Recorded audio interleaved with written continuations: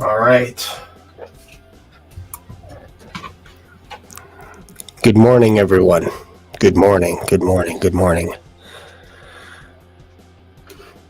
Hope everyone had a good sleep last night. I know it's a little early for some of these videos, some of these conspiracy videos, some of these investigation videos, but I was thinking about this for a little while, and I thought, you know what? I'm going to make a video on this. I'm going to present a case in favor of the Apple River stabbing. Nikolai Mew, I believe his name is. So the question asked is the Apple River stabbing case closed? Is it done? Because he has been sentenced for prison, to be in prison for 20 years, I believe. He got basically the book thrown at him, guilty on every level. And I'm going to pretend that I am his lawyer, and I'm going to try and defend him to the best of my ability. And if you disagree with me, this is why we have a free forum like this, where you can actually show your comments. You could say, no, the guy's evil, he's lying, he's whatever it is. But I'm going to do my best. I'm not a lawyer. I'm just a guy just like you. But I always like to present the case. If I see some holes, then I want to present that. And then who knows, maybe somebody can share this video. Maybe somebody can talk about this a little bit more, because I don't think it's a slam dunk case at all. And this is my humble opinion. But this is why you guys are here, right? This is why you're here. All right, so without any further ado, let's cut to the music and let's get going.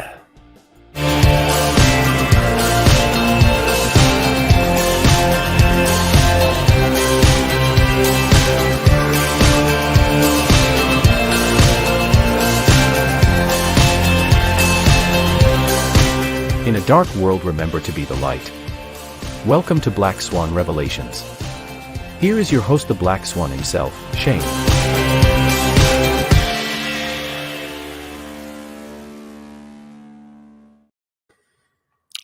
All right, I'm going to take you to the trial, and we're going to watch just a couple minutes, and then I'm going to share my thoughts. So this is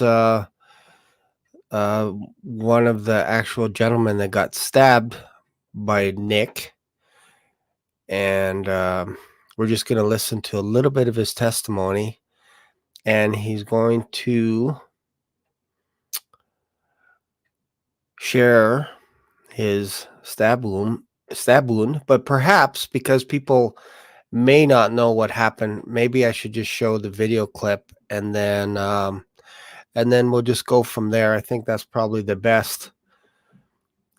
Yeah, let's just watch the video, and it's only like 2 minutes. Lots of stuff goes on in it, and viewer discretion, of course.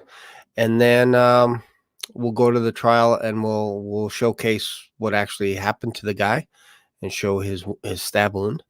But basically, the idea is there was an incident on a river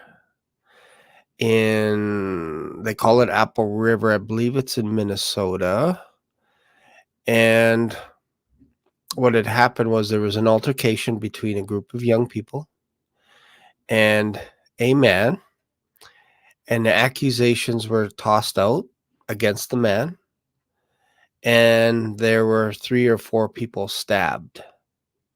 So I'm going to show you the incident, and then we're going to try and dissect this piece by piece.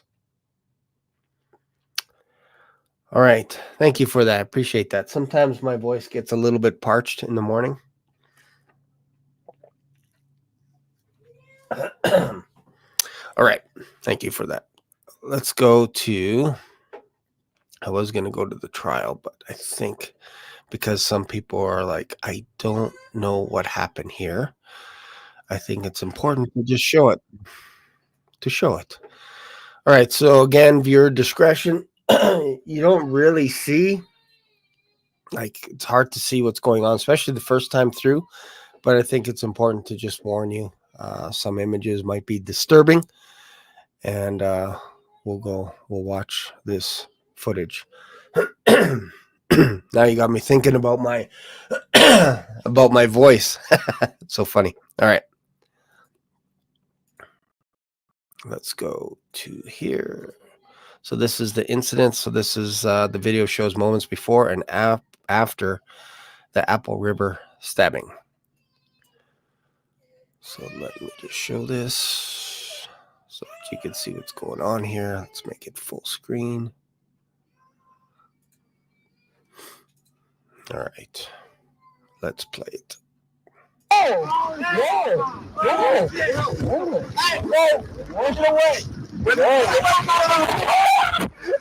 God! We up! What are you talking about? What the hell are you talking about?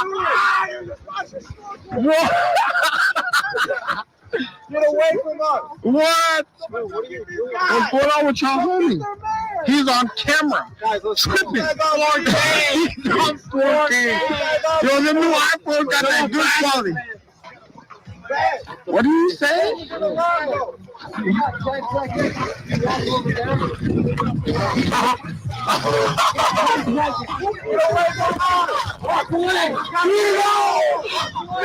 what the hell? Who is this? Yes. For the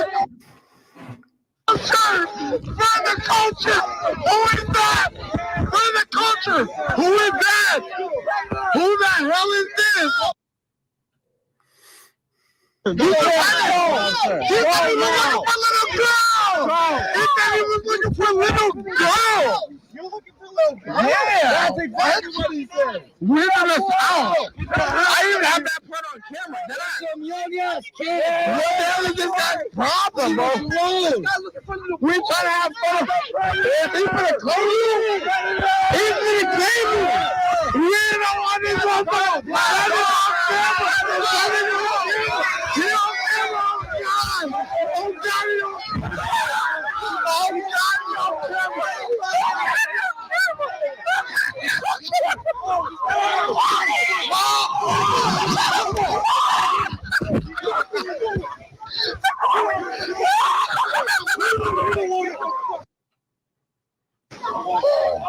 He hit a woman? He hit a woman? You hit a woman. He hit a woman.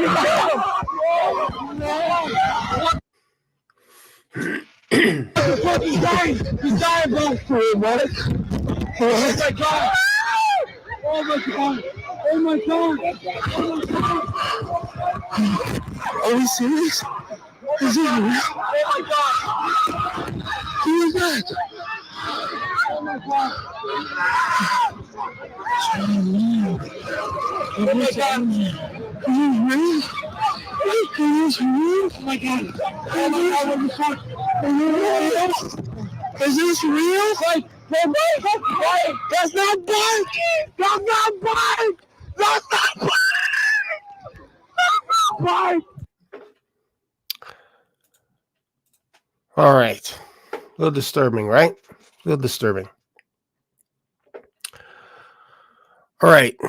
So we have an incident where a gentleman is at the river with some young adults, and they were tubing. And what we watched in the video is the man approaching the tubes, the young people, and we don't know why. Just by simply just watching the video one time, we don't know what's going on. So basically what happened there was this guy showed up, ran to the tubes, and they ended up having an altercation. And I'm going to go through this frame by frame. And they basically, when you look at this, you're like, they're calling him names. They're calling him a pervert. They're calling him, they're accusing him. They're saying he's looking for a young girl. And then they gather around him and call him names and then shove him down into the water a couple of times. And then he gets up and stabs them. Stabs one guy in his intestines, or stabs him in his stomach, and his intestines actually come out. And stabs a girl, stabs another guy as well. So one person ended up dying. All within a few seconds. Like, it's so fast. It's so fast. Yeah, I know. Like, it's really fast. If you watch it a few hundred times like I have, you start to see things. So yeah, it's not necessarily important to understand every word, but there are some words that pop out that all of a sudden you're like, oh, you can start piecing things together. So I watched some of the trial. I did not watch all of it, but for the prosecution, they're saying basically that this gentleman showed up out of nowhere and was asking for photos of naked girls. He went up to the tube, asked them for photos of, and this is eyewitness account of each one of the young people. I keep wanting to say teenagers, but they're young adults. If they're under 21 and they're drinking, that's something else, because you're not allowed to drink in the US under 21. But anyways, they were all drinking. They were all intoxicated, including the man. So the accusation is he's a pervert, he's a pedophile, and he is coming up to the girls to ask them to show him naked pictures. That's what they're all saying. And they were minding their own business, and this guy started harassing them. So he stabbed the kids. He had a knife in his pocket, and he stabbed the kids. So the prosecution is saying, why did you have a knife in your pocket unless it was meant to murder someone? That was your whole reason to murder. And he's like, no, I was cutting ropes for the tubes to tie them together and all this kind of stuff. And really, if you know anything about tubing on the river, we actually had on the Bow River in Calgary a situation where there were a bunch of tubes together, families, and they went underneath a bridge, and some of the tubes went on one side, some of the rafts went on the other side. And because they had a long rope, they were being pounded by the water, and a lady actually drowned, and they could not free her. They could not untangle the ropes to free her. So it is actually safer to carry a knife with you when you go tubing because of all the ropes, because people like to tie themselves together, to link themselves together. And sometimes in an emergency, you need to have a knife to cut a rope. So it's not, to me, it's not illegal. It's not anything out of the ordinary to actually have a pocket knife. And it was a pocket knife that he had. It wasn't a big stabbing weapon. It was a pocket knife. And he had that in his pocket, and after he was shoved down onto the ground, when they gathered around him, I should say, he pulled out his knife in his hand, but because they were so busy surrounding him, they didn't see that he had a knife in his hand. And so they shoved him down into the water, and then another person came and punched him in the face. And then another person, the one that got stabbed, pushed him down into the water. There's no other way you can look at it. If you're pushing someone down into the water and holding their head into the water, you are trying to drown them, or you're trying to teach them a lesson or whatever. It's hazing at its finest. And if you don't know the person, that person could drown. If they're unaware of being ganged up, how to handle 6 people jumping on you in the water, your life is on the line. And that's just common sense. And I think anybody in that situation would be in big trouble, because this guy was trying to get up and they were not letting him up. And finally, as he stood up, he had the knife in his hand and he stabbed one attacker.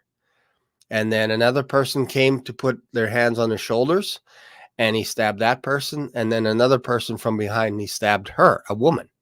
And he stabbed her on the side. And she looked down and she saw she was bleeding. Not fatally, but she knew there was bleeding. So when you see it, it happens so fast. It's not like he's trying to slice and gut everybody. That's not what's happening here. He's defending himself. And again, the argument for the prosecution is, why did you have a knife? It looks like you had a knife and you're coming out to kill everyone. That's what the prosecution is pushing for this, because all the testimony of the kids is, we don't know who this guy is. That he came out of nowhere. He came after us. He's harassing us. And now my friends are hurt or dead. And he's a pervert. And he's a pedophile. And all this kind of stuff. And we didn't want him around us. And this is what happened. So, yeah, I didn't see the knife the first time either. But when I show you the footage again, it's pretty obvious. It's pretty obvious. So the general consensus right now, I think, on what you saw is he was on the attack, right? So again, for the prosecution, they're like, why did you show up to our tubes? What was the reason? Why did you harass them and then kill them? That seemed to be your motivation, was to show up and kill them. So I'm going to present an argument that that's not what was happening. But I need you to show the other side so that you can go, oh, wow, okay, they have a case, and then I'm going to try and destroy their case, right? That's how I work. So let's go now to the gentleman that has...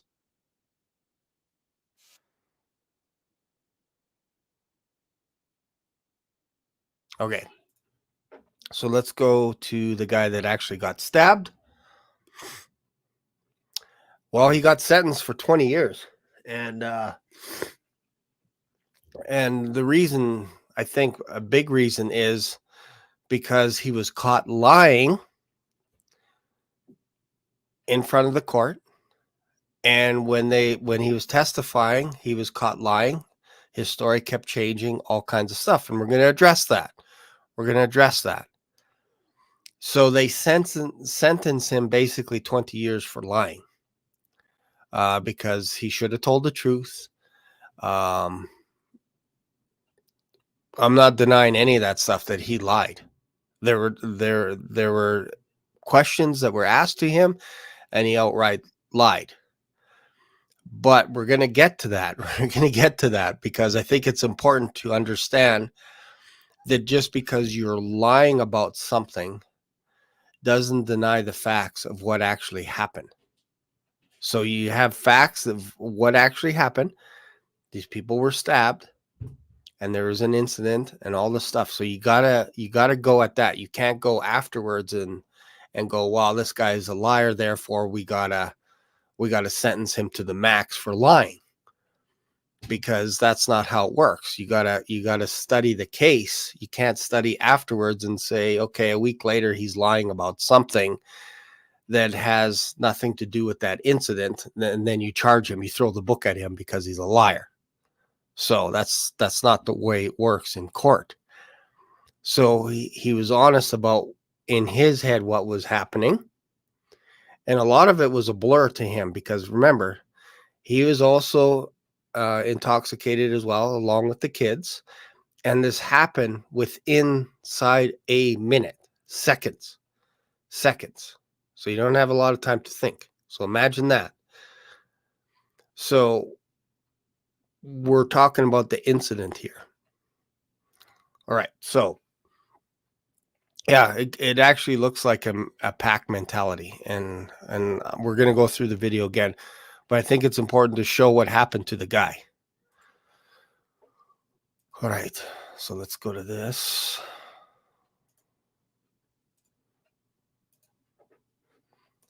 Okay, so this is the gentleman that got stabbed, the guy in the yellow shorts. And I know it happens quick, but they're going to show it again in slow motion. You're going to see the knife and everything here. All right, so let's watch it.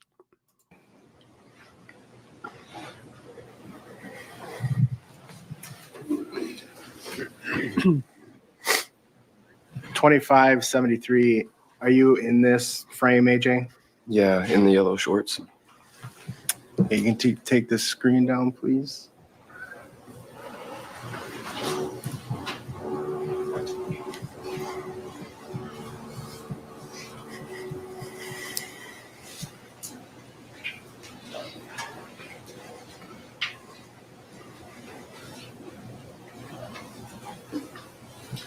By the way, that's Nick in the front row closest to us, Nikolai.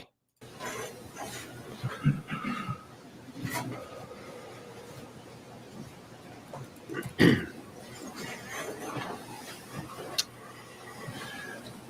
we have it again?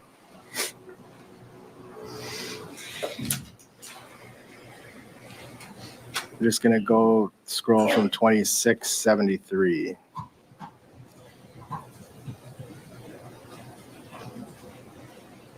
$26.80, is that your shorts? Yep.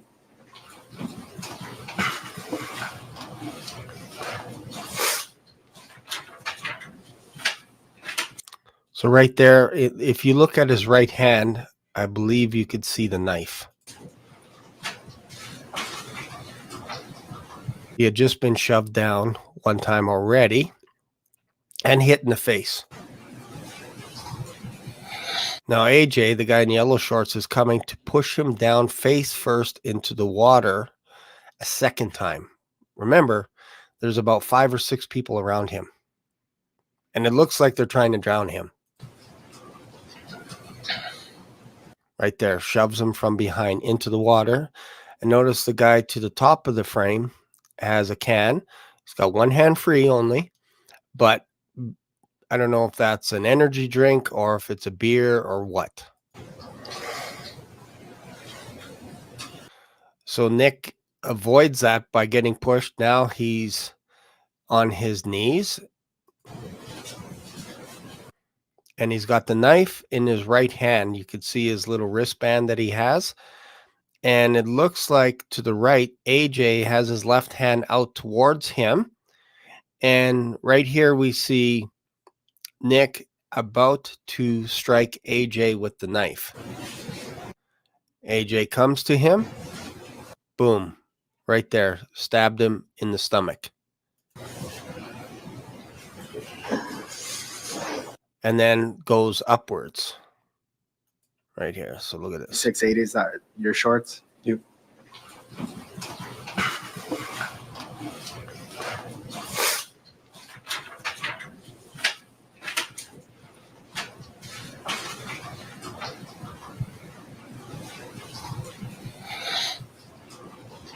Right there, pushing down into the water. Gets up on his knees, looks at who it was that did it. Stabs him. Right there.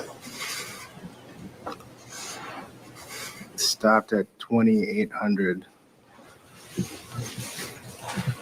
that section of frames I just went through, AJ, is that the part where you got hit with the knife? Yeah.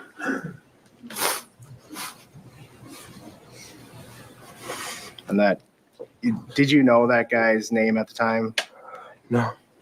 Now, know him as Nick Lemieux. Yeah.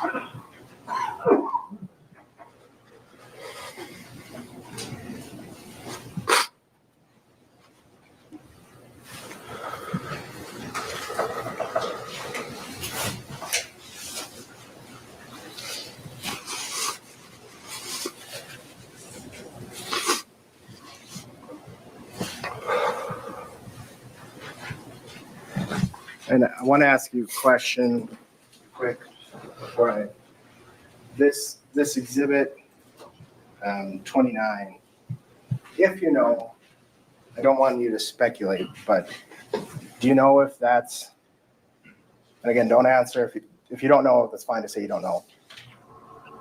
Is that from the slice, or did you have further incisions from surgery? No, that's all from the slice. There's, it actually goes from, like, you can't see it super well in the picture, but it goes above my rib cage too. They didn't have to open me up. I was already open. Do you know, can you show with your hands about how long the laceration was? Yeah, about that. I mean, it's below the belt line to above my ribs. Are you comfortable showing, do you have a scar? Yeah, quite a big one. Are you comfortable showing the jury? Yeah, I can do that.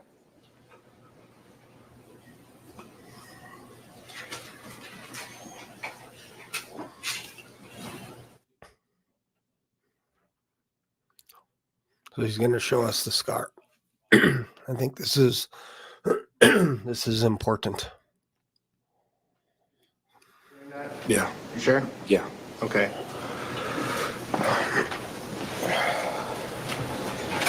Actually, it might be faster to just untuck it.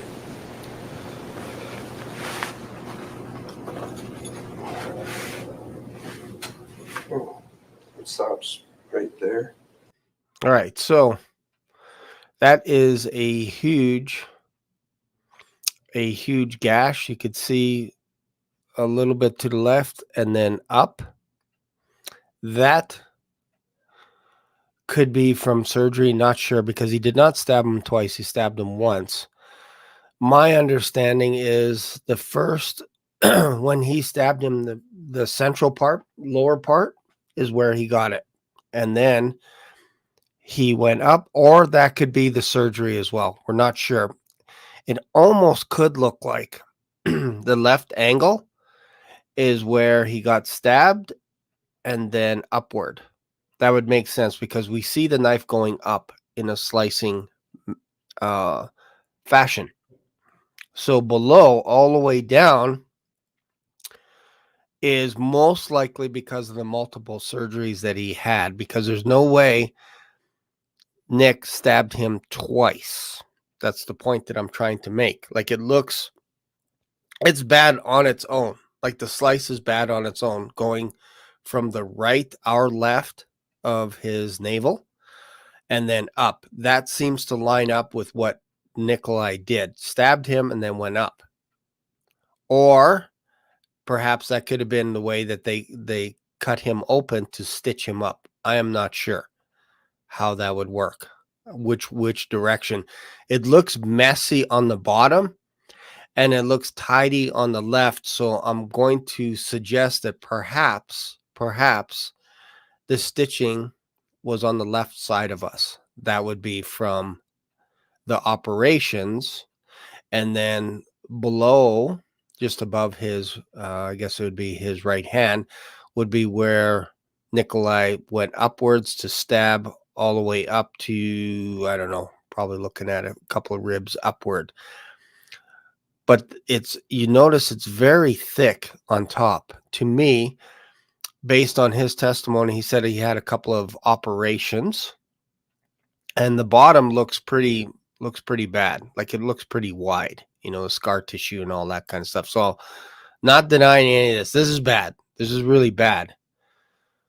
But the reason why I wanted to show this is because you have all this scar damage, some of it from which you got to understand the surgeons were actually working on him as well. And we'll talk about that. So it's not all from the stabbing. It would have been interesting to show, and there's no way to do it. There's no way to show just the stab wound because the doctors had to actually have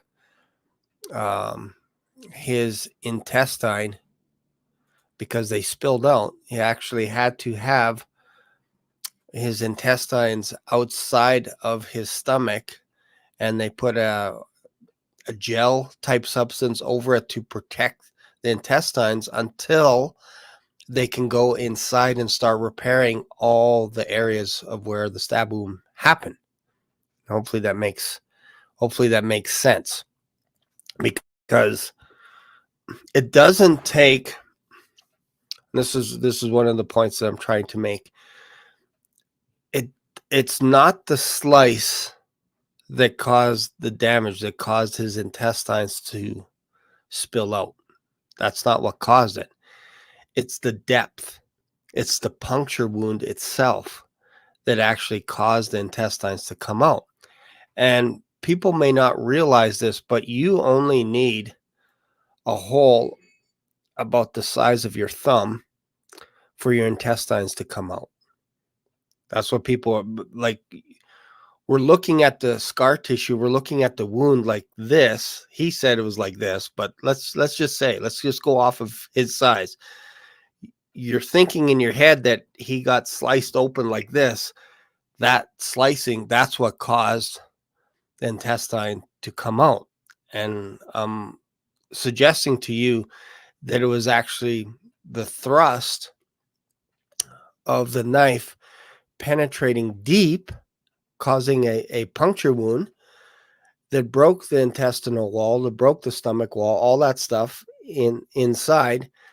And when he went up and then pulled the knife out, the intestine came out right away from the puncture. So if he had just punctured and pulled out, the intestine would have come out. The slice was just a slicing action. Like you're probably looking at maybe about a half an inch or so deep. It's the puncture that got it. So if he got sliced straight up, no puncture, just a slice, that's a different altercation. He would have been a lot of bleeding for sure, but his intestines may not have spilled out. Again, I can't overemphasize this, that it's actually the puncture wound. It's the stabbing, the blunt force trauma of AJ coming into Nick and Nick stabbing him. That's the trauma that caused the intestine to come out. It's not the slicing motion upward. So hopefully we're there. So the reason why I bring this up is because this also happened in the Bible, this very same thing. So I'm always trying to share stories from the Bible where similar instances happen, just so you can get an idea that this can happen, that intestines can come out, and you don't need a big slice like this. You just need a little hole that's only maybe 2 or 3 centimeters for that to happen. So if we go over to Judges 3, we see an instance of this very thing happening. Go to Judges 3. This is one of the first judges. I think it was like the second or third judge. Let's see here. Present for Eglon. So, and let's see here. We'll go to verse 19. Ehud made actually, we'll back up a little bit.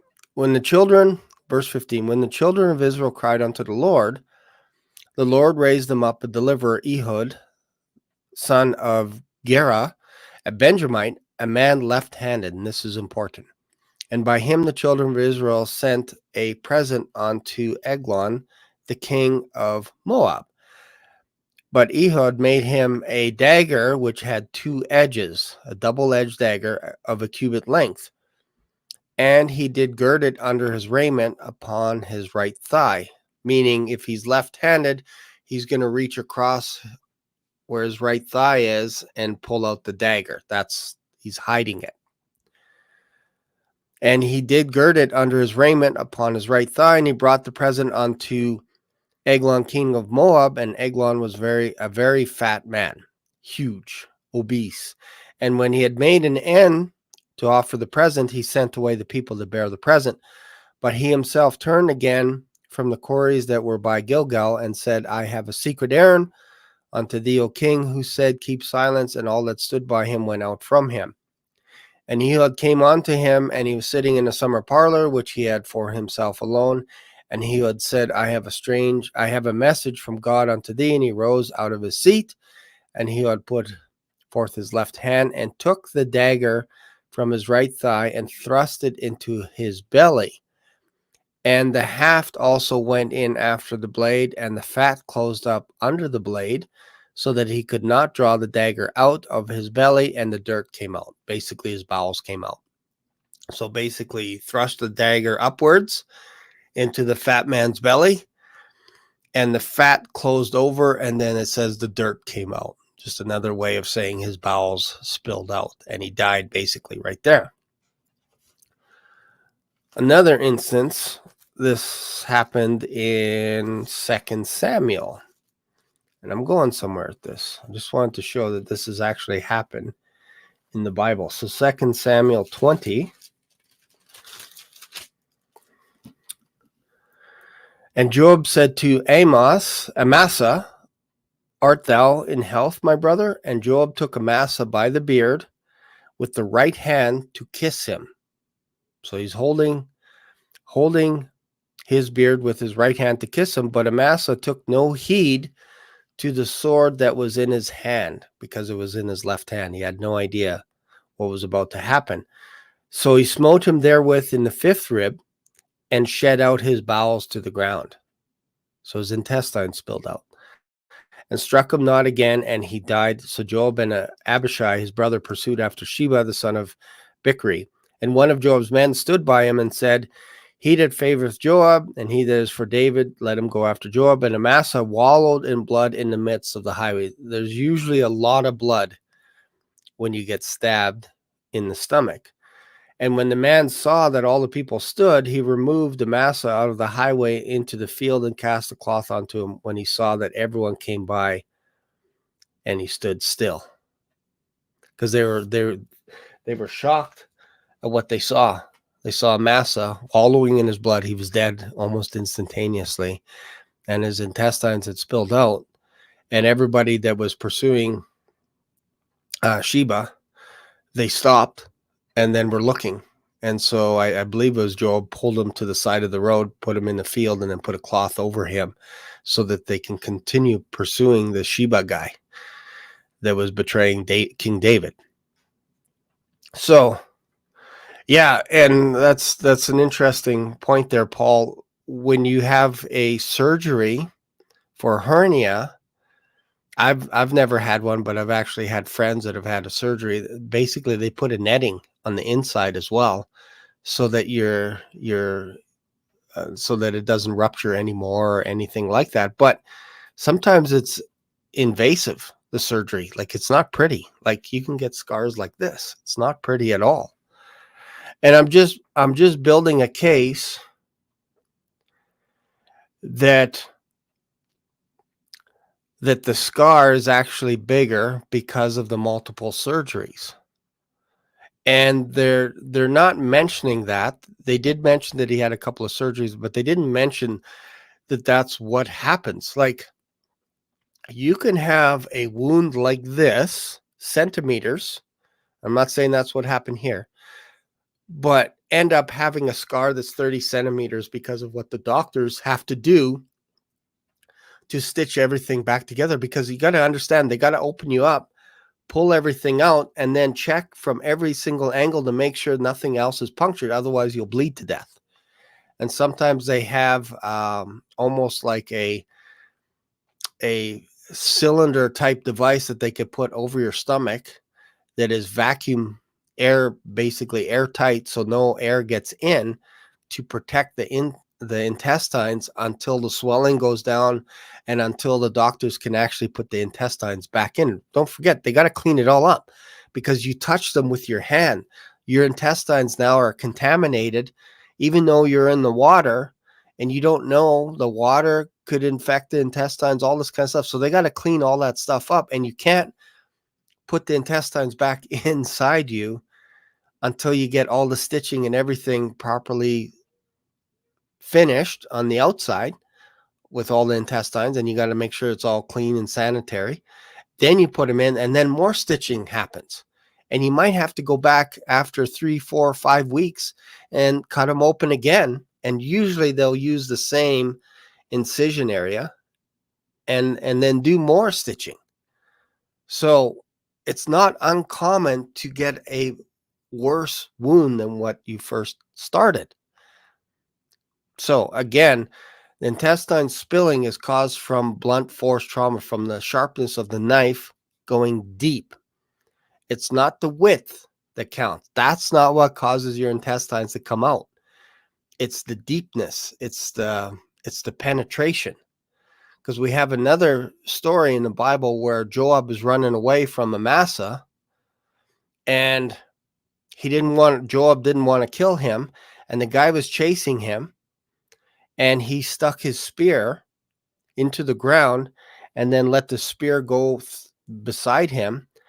And I believe it was Amasa ran into the spear and died, right? Or sorry, Abishai, one of who was the other guy's brother? I forget the other guy's brother, but anyways, he got stabbed by the back end of a spear. And if you think about it, the back end of the spear could be like this.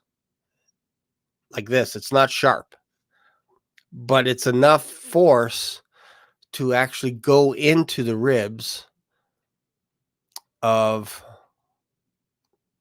who's the guy's name? Abishai, and stab him with the brunt end of the spear, not the tip of the spear, the brunt end, because remember, Joab had actually put the spear in the ground and put it between his arms so that it was the back end of the spear was sticking out beside him, and Abishai ran into him and got harpooned and died right there on the spot. So again, I can't overemphasize, it's not the idea that it was the slicing. That's not what caused the intestines to pour out. It's the stabbing, because if it was just a slice, no intestines would have come out. It was the deep penetration. All right. So yeah, so let's see here. We can go back just to have a quick peek at it again.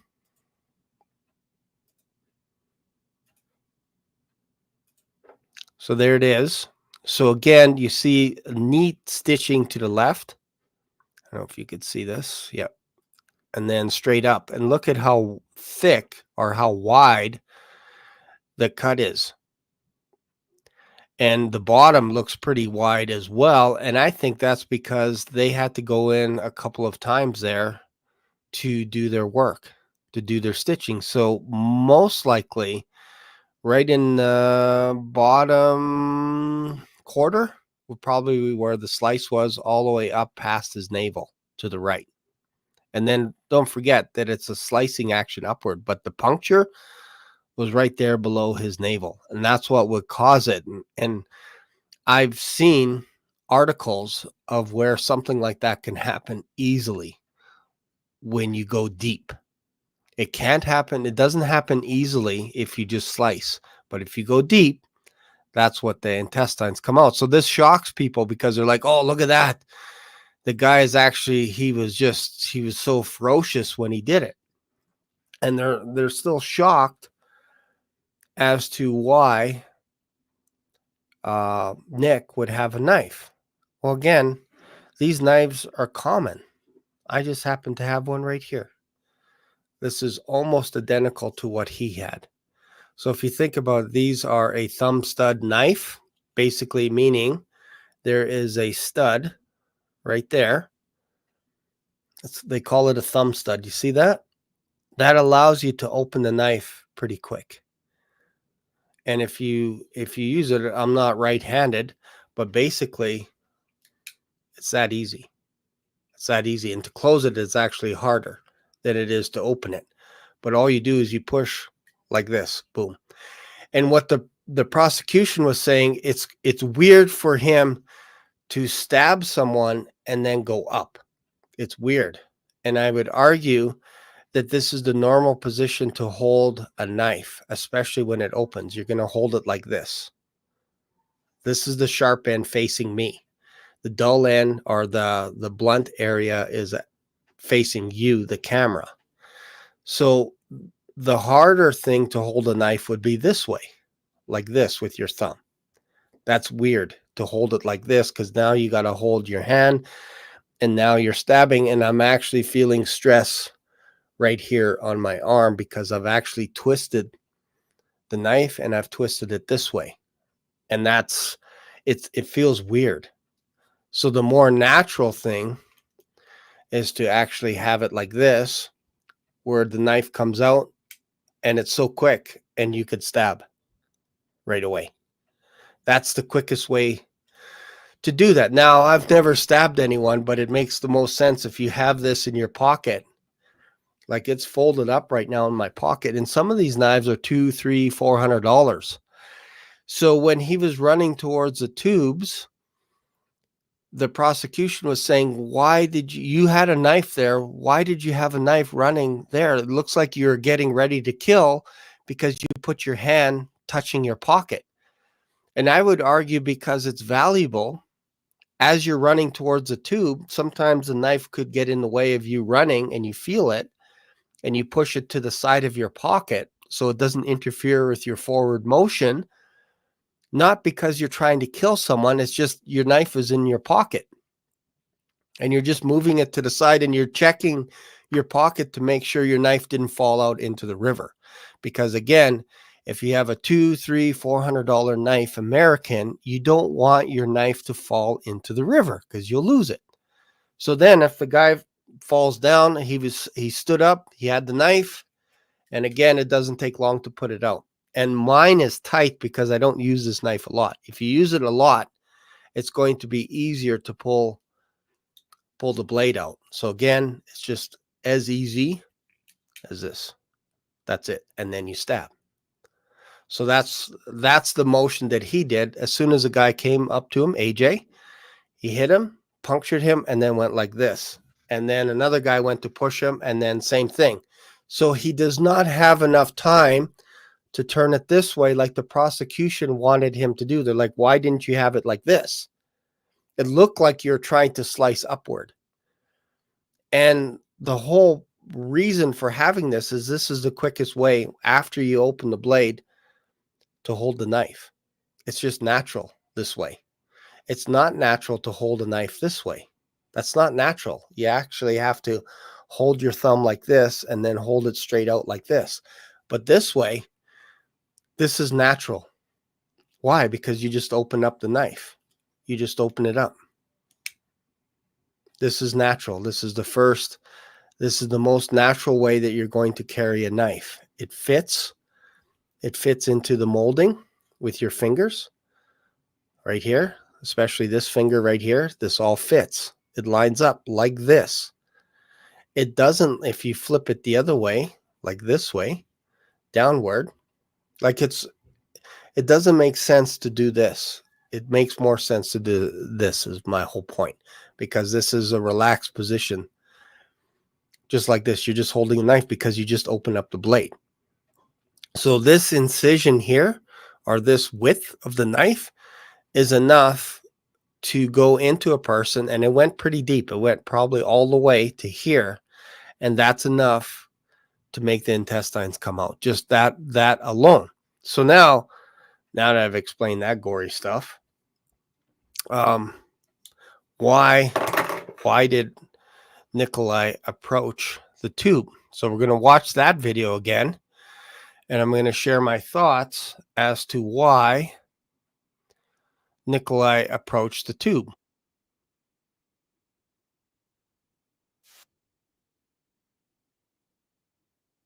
Okay, and we're going to go frame by frame.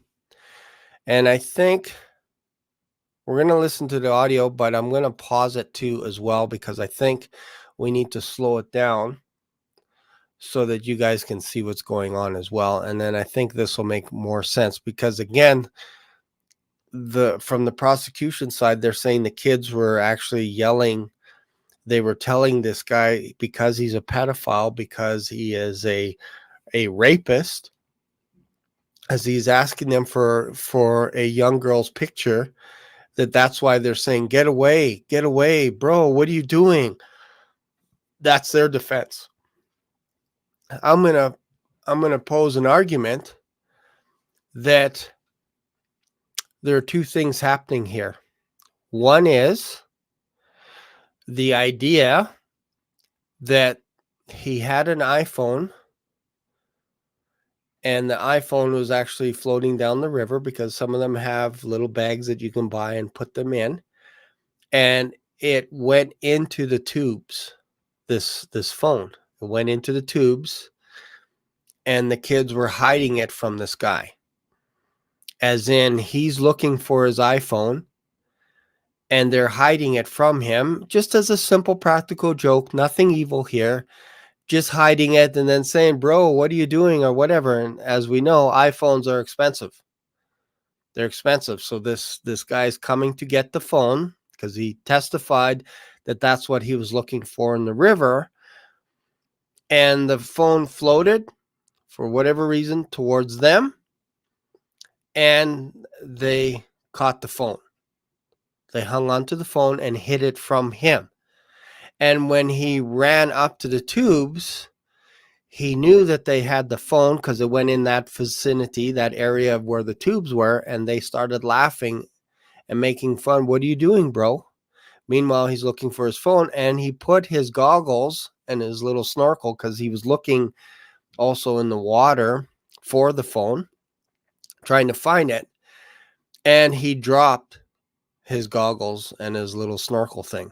And again, that went under the tubes as well. And he's trying to get his goggles back. And they're not letting him get his goggles back, because they hid those from him as well. And he knows it's in the midst of these 5 or 6 tubes, and he's trying to get it. That's what caused him to get to these tubes. So they said, why are you looking for an iPhone 14? Because he said, I lost my iPhone 14. I'm looking for it. Then one of the boys said, 14? You're looking for a girl that's 14? You're a pervert. You're a pedophile. You're this. And that's not what he said. It was an iPhone 14 that he's looking for.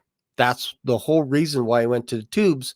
So then they started razzing him. Hey, we got a pervert here looking for a 14-year-old girl. When that's not what he said. But if you've ever played the game telephone tag, you say one word, you could say mustard, and then by the end of it, you get a mushroom by the end of it. And that's not what you said.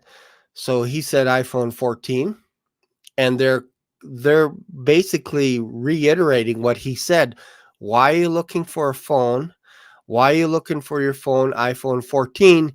14, you are looking for a girl. You're a pervert. You're a pedophile. And then they start razzing him. Get this pedophile away from here. He's looking for young girls. Then later in court, they're all testifying, saying he asked them for pictures of girls when he didn't. He was looking for his iPhone 14. And they're lying. So they're lying, and they're razzing him, and they're trying to drown him. So we're going to watch the footage. We're going to watch the footage now, because I think this is important. We'll try and do it frame by frame. We'll see how far we get here. Okay, so here he is running up. Again, remember, he's looking for the phone. So now he puts the goggles in his mouth because he's going to grab the tubes and slow them down. So right there, he trips and falls into the tubes because, as we know, rivers have rocks and it's not easy to walk in a river. If you've ever walked in a river, it's not just smooth sand. There's rocks, there's holes, there's all kinds of stuff. So he stops the tube. Like, what are you doing? And this is where he says, I'm looking for an iPhone 14. Now you can't hear him, but you hear the people say, why are you looking for an iPhone 14? I'm going to try and pause it here. So he dropped his goggles and they're laughing because they're not letting him get his goggles back. So you see him looking down. He's scrambling, trying to find his goggles. And now they've gone underneath the tubes. And remember, there's like 5 or 6 tubes tied together. What are you talking about? What the hell are you talking about? So now he's going to the other side of the tubes to get his goggles. What? Get away from us. What? So now he's looking in the water for either his goggles or the phone. What's going on with y'all homie? He's on camera. Tripping. He's on 14. Yo, the new iPhone got that good. He's saying now you got that iPhone that's got that glass or something. So they know he was looking for an iPhone. And it's a 14. Sorry. What do you say? He's looking for his iPhone. Because one guy said, what is he saying? It's hard to hear him. But then the other guy said he's looking for his iPhone.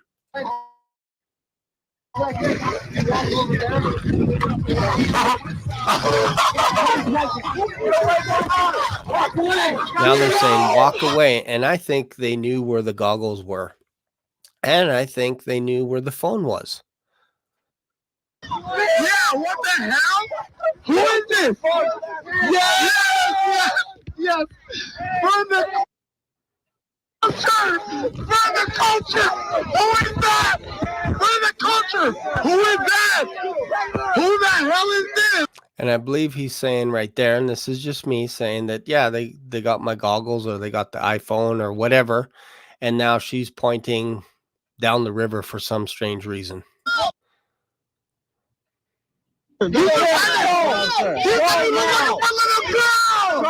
And now they're saying he's looking for little girls. So they jump from iPhone 14 because they're making fun of him that basically it's in the water, it's done. It's wrecked. And now they're saying he's looking for little girls because of the word 14, the number 14. So they're saying he's looking for a girl that's 14. That's how this evolved. He said he was looking for a little girl. He's looking for a little girl, and the guy looks back at him going like, no, that's not what I said at all. You guys are ridiculous. You're looking for a little girl? Yeah. You're looking for a little girl. So now they're just ramping it up. Exactly what he said. We're not a foul. I even have that part on camera. That's some young ass kid. Now he's saying, I even got it caught on camera, what you said. And he's like, just basically, he knows that these guys are just ridiculous. Problem, bro. So now he's waving to his friends that are coming.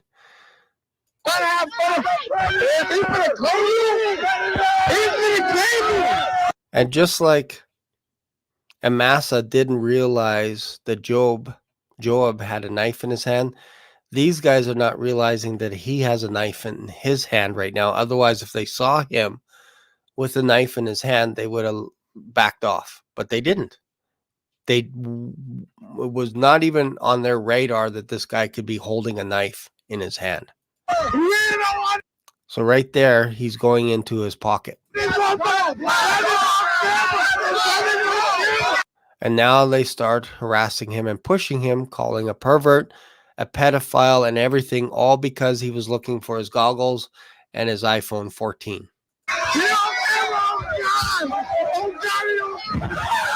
Then now they put hands on him to push him. And I think this was a girl that did it, that was up in his face.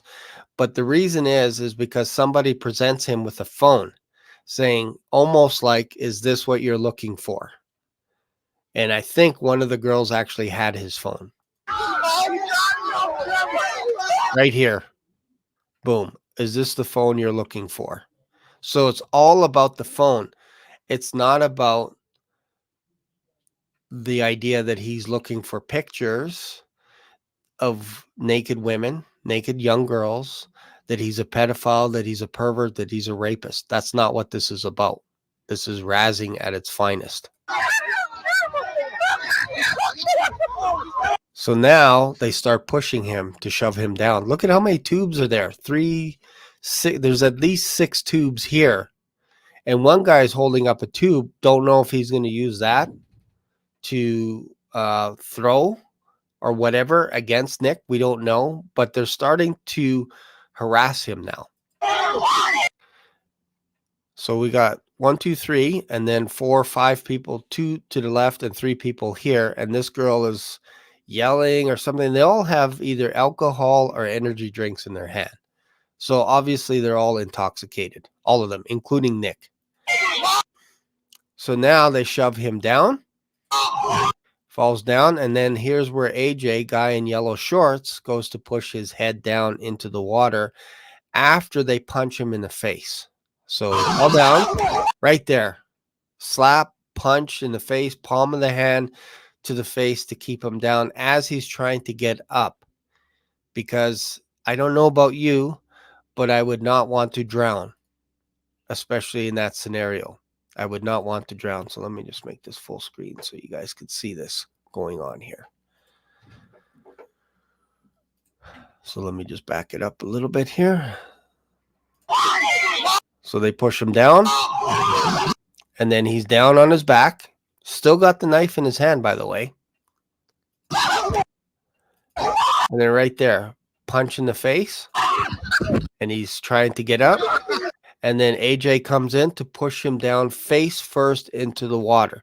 There's no reason to push him down face first into the water unless you're trying to drown him. I'm sorry, but that's what it looks like here. These kids are trying, whether accidental, on purpose, whatever, but there's no doubt that they are trying to drown this guy. Then he gets up, still has the knife in his hand. Boom. Stabs AJ right there. Look how low it is. And the blade is looking like it's almost to the right a little bit. Let's see here. Let's see if we could mimic that. It looks like to me, again, if we come back and if we use our Exhibit A knife here, it looks like that's the right hand, that he's either like this at an angle, like this, the thumbs, or it's like this way.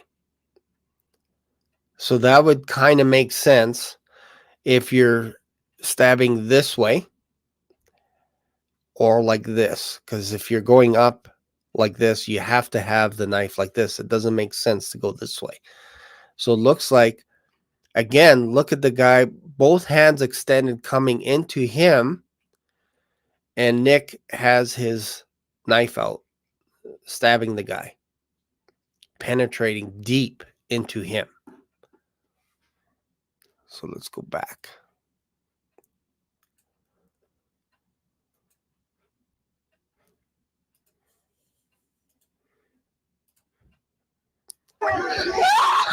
So he falls down after he stabbed AJ, and when he fell, that's when he also sliced him right here. Look at this. Stab, and then he's fallen back. So he sliced him as he's fallen back, basically up and out. And look at his blade is actually up like I showed you, because there's not enough time to turn it around in any other direction. We're talking seconds here. From here, look at him get up. 1, 2, shove down, 1, boom. He had 1 second to think, because he's trying to get his head up above the water to stand up so he can defend himself. And that's how fast this happened. Stab. They didn't know yet that AJ had been stabbed. So they're gathering around him again. Now they realize, this guy on the right realizes, and the guy on the left realizes that he's got a knife. And then now they see he stabbed her too, because they were all around him. And then now he does a stabbing motion to this guy that's coming towards him. Again, guy shoves him, so he makes a stabbing motion to them. And now he's done the stabbing. And I think the other guy showing up is his friend. But now they're not stabbing anymore because they're all wounded. What's interesting here, and I don't know what happened here, but if you guys can look at this, look how close this camera guy is. Just back up here. Like, this happens quick, and watch the number of people around him. He ain't a woman. He ain't a woman. You ain't a woman. He ain't a woman. So they're all within, I would say, safely 10 feet. Okay. And there's also tubes further down the river. And right here, for some reason, there's AJ. Right there, looks like, with the yellow shorts, unless there's a whole bunch of people with yellow shorts. But there's a commotion, and look at how far away they are. This is a different camera angle than what we just saw. Remember those people right there to the left? That's, again, watch this here. He ain't a woman. You ain't a woman. He ain't a woman. Right there. So there's a camera switch angle. Right there. See those people? They are closer to the trees, right? That's from this angle. Somebody put an edit and showed us a different angle instantaneously. It's just hard to pick up. But if you imagine a slice being right here, where an editor actually pieces these two clips together, watch this. Right there. We transition now to another angle, because look at how far away we are from the incident. And there's their group of people that are closer to the trees. So why did somebody splice this? Look how close they were. And now we're getting another angle of the people, because again, you see the guy in yellow shorts? That's AJ. Right there. So now these people are now saying he's dying, bro. But they're so far away. They're like 30, 40 feet away instantaneously. So part of me is like, what are they doing so far away from what just happened? Like, why is it so far away? And we don't really see anything here. We see this guy saying, "Oh, this is crazy. Is this real? Is this real?" Oh my God. Oh my God. Oh my God. Are we serious? The distance that they covered is actually quite amazing. If it's the same camera, to me, it actually jumps out that how far away they are, and it feels like they actually edited this. Could be wrong. Is this real? Oh my God. Who is that? Oh my God. So again, look how far away they are. And now to the right, I believe that's where AJ is. So again, this could be how far they traveled in like a second, because look how far away they are. They're like 30, 40 feet away instantly. And then there's those group of people over there to the left that we saw in another instance that were closer to the trees. Oh my God. Oh my God. Oh my God. So I don't know if this is shot a minute or two later. I don't know, because they're so far away. And then I thought, well, maybe while they were taking care of AJ, these two guys decided to film a little bit more as to what they thought they saw happen or whatever. And they kept saying, "Is this real? Is this real?" Is this real? So they might have stopped recording and then waited for like a minute or two down the river so that they could be by themselves and then recorded an ending to this. Hello. Just a couple minutes. Okay. So let me just back this up. I have to go too. Okay, let's just back up again. Again, you guys might not believe me. You might be like, no, Shane, that's impossible for someone to stitch two videos together. Okay, there's a lot of stuff going on here. Look at this. Watch how close they are. 1, 2, 3, 4, 5. And I'm trying to say this is camera A. There's another camera involved in this. Another cell phone, if you will. Push him back right there. So this person with the camera is within feet, 2 feet, 3 feet of Nick and the others. Still there. And then now this is where we get some kind of switcheroo. Look how far away they are from AJ. AJ just fell down. Look at this. Just stabbed them. There's the people to the right. Look at how relaxed they are. They're all lying in the tubes because they don't know what's going on. They're just watching the action. Now they're all up in a commotion. Are you telling me that that's how fast people get up from relaxed to jumping up? And look at all the commotion down the river. Notice an audio cut off as well. That's interesting. And now they're saying he's dying. He's dying, bro. That sounds a little bit. If they had recorded this later or edited this later, it seems cold. And why would you film yourself saying, is this real? Is this real? Oh my God. Again, look how far they are. Those people are taking care of AJ. That is at least 60 feet away in 2 seconds. If we're looking at this from the point of view that this is the same camera angle, you're telling me that they were able to travel 60 plus feet in a second. This is an edited footage. This is another angle, and this is delayed by like a minute or 2 minutes. They went down the river further so that they could do their social media thing and say, is this real? Is this real? While their friend is dying. That's how intoxicated these people are. That's how sick they are. To wrap up this video. There's more to this than meets the eye. This is an edited video. Because look how far, again, you can't make this stuff up. Look at how far in 1 second. Right from here. You're telling me that they covered 60 feet. Let's count. 1, 2, 3, 4, 5, 6, 7, 8, 9. You're telling me that they already covered that distance? You're telling me that? What they did is they moved away from the scene of the crime and they did a little wrap up. Because again, it happens too fast. Look at this. This is a different camera.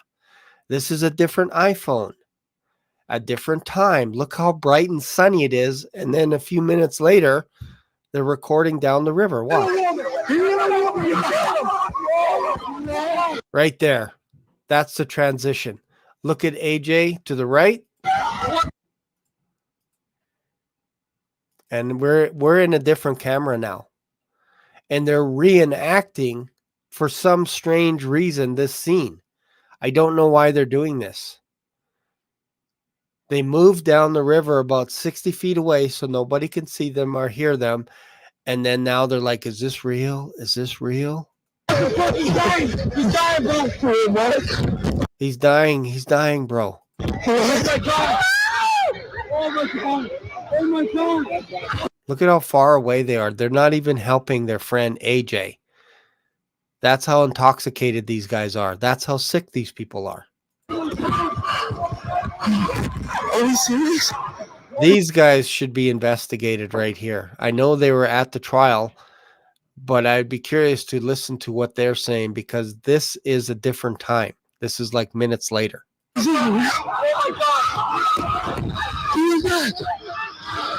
So look, they're trying to help AJ in the water to the right side, and then someone else is stabbed on the left, and there's a commotion all here. That even looks like Nikolai to the left of us. See that over there where there's a guy with camouflage pants right there?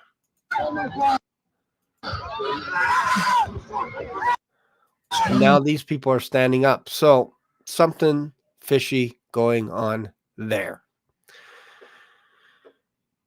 No, couldn't see the guy at least with this angle. You couldn't see her being stabbed, but you could see that she was like surprised that she got stabbed because she was so focused on him.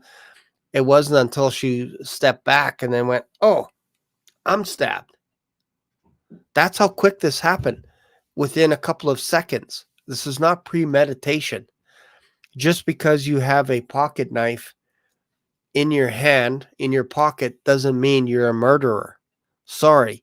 Even in the United States, if you have a gun and you have your possession license or whatever you guys have to carry, to conceal, whatever, it's not illegal to have a gun in the United States of America. It's not illegal to have a pocket knife in your pocket. That's why they're called pocket knives. So the idea that the prosecution would say you're a murderer because you have this in your hand, when we all know if you go camping or tubing or anything, everybody carries a knife.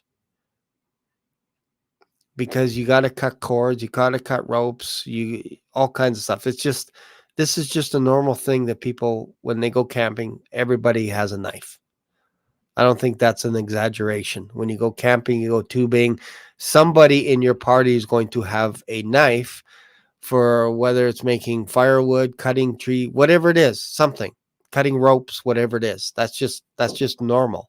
So you can't use that for your prosecution that's saying he had intention to go out and murder these kids. No, he was going after his iPhone 14.